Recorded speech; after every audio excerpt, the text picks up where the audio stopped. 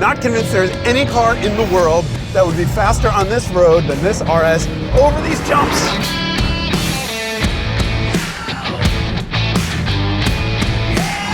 Man, you know, with me and you in this thing, it is not quick.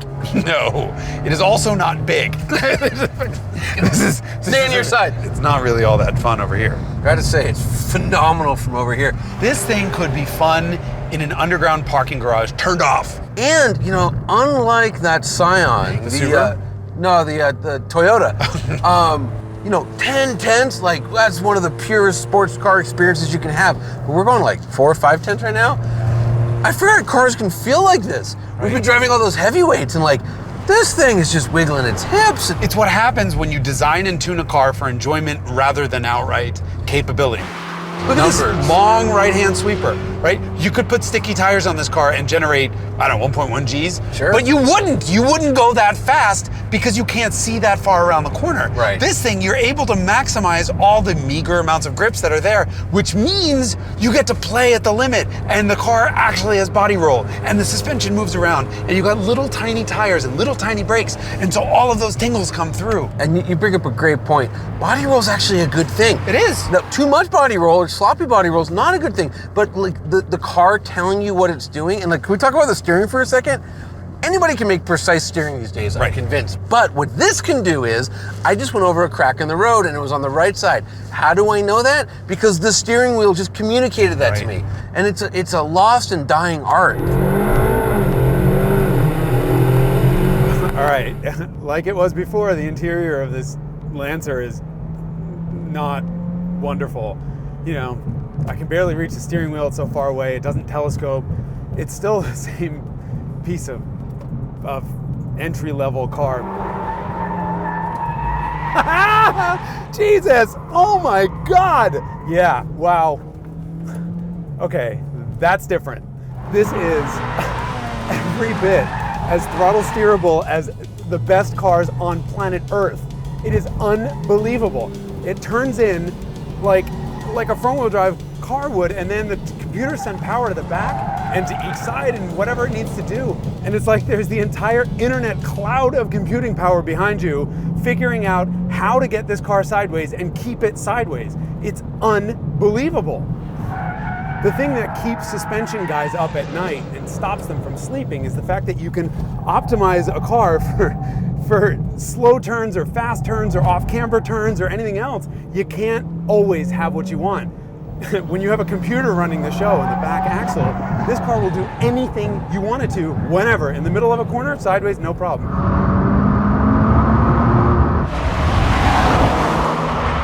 Tremendous bite from the brakes. Again, I really like the braking feel entering turn 2. Look at that balance. It's so nice. Excellent pedal placement for matching revs on a downshift. The Subaru feels kind of planted. There doesn't seem to be a strong impression of body roll. It feels as though the car has a low center of gravity. And you know, the lean is not very much of it, and I like that. I like that. Really good in transitions as a result of that lack of body roll. Like this, we go left and then back right. Not a whole lot of roll. You see, there's not all that motion that is pretty common in most street cars on a racetrack. The Subaru BRZ is really comfortable on the racetrack.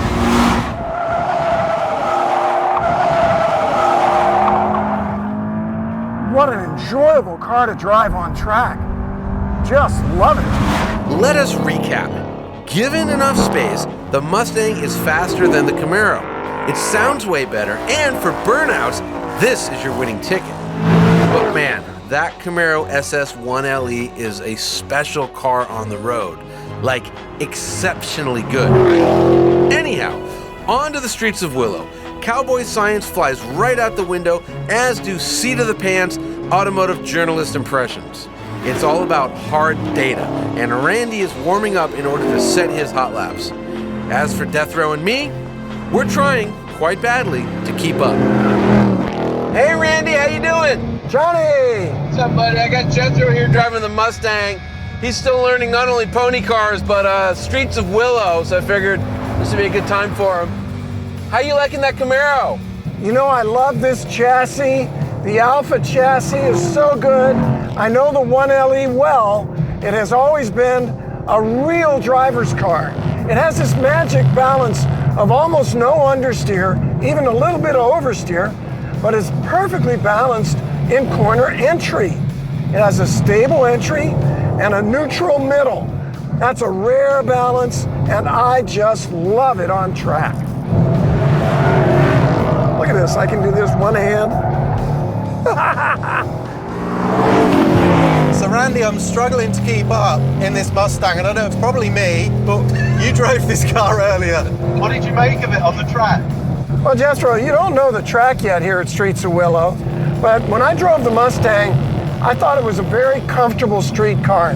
What's wrong with the Mustang? Because Jethro and I, we both felt the car was pretty soft. It might have too much body roll. I don't think it's going to have the good kind of control that I feel in these Camaros. I'm impressed with the car in some ways. I think it's a big improvement over the last one I drove. But out here, there's nowhere to hide. And it's when you ask the car to do a series of things in a short space of time, so change left, right, brake, get on the power, it just can't cope through here. It just feels so soft and so heavy. What's interesting to me is that both cars have, magnetic dampers from the same supplier, and they're just tuned so different. I always find it weird when the same piece of hardware is just done in two different ways. You see this a lot with the ZF 8-speed transmission, where it's brilliant in some applications and lousy in others. And I'm kind of gonna say these shocks are really letting the Mustang down.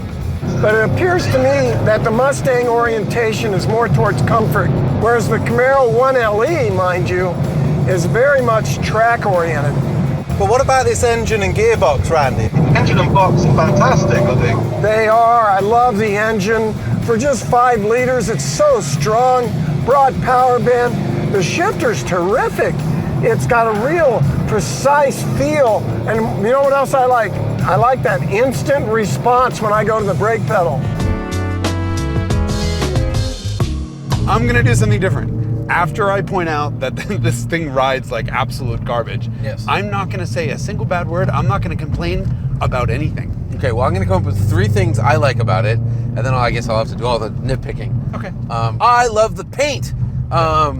Totally boyish, totally silly. What is this one called? Sacre Bleu? It should be. It should be. Let's see. I love the fact that they actually were like, you know what? Here, 350 horsepower. I mean, it's such a crazy number, And also, hey, here's 350 pound-feet of torque as well. Right. Do it. A lot of power. A lot of power. I love that, and I love the fact stick only.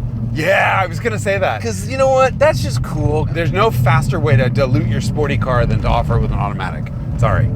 Well, if it was a dual clutch, hey, it's still quick and all that. But I love the philosophy behind, okay, stick only. Right. We know we're not going to sell as many as we could, but the people that do buy it will love it more. and they'll talk it up. It's like, this is my special car. But, okay, torque vectoring. And I'm not talking about torque vectoring by braking, because it has that too, but actual torque vectoring. Yeah. So, unlike the Haldex system, this thing sends power to the diff at all times, and then there are 2 clutches, one for each side, that can decide whether or how much power to send to the rear. That diff is overdriven, which means it's spinning faster than the front wheels are. So as those clutches engage, it tries to turn the rear wheels faster than the front, which means it can transfer more than 50% of the power to the back. And because it gets to do it on an individual wheel by wheel basis, it can do things like this. Full throttle through this corner, woo! I really don't think there is a car in the world, not on planet Earth, that can deal with a back road like this thing. Unbelievable. I mean, it's incredible for a hot hat. I think a Nissan GTR would leave it for dead. And I think it would rip its front bumper off and all this junk. And like a 911 Turbo. However, listen to what I'm coming up with as things that compete with my $40,000 Ford are Nissan GTRs and Porsche 911 Turbos. Yeah. This thing is utterly amazing. Ridiculous.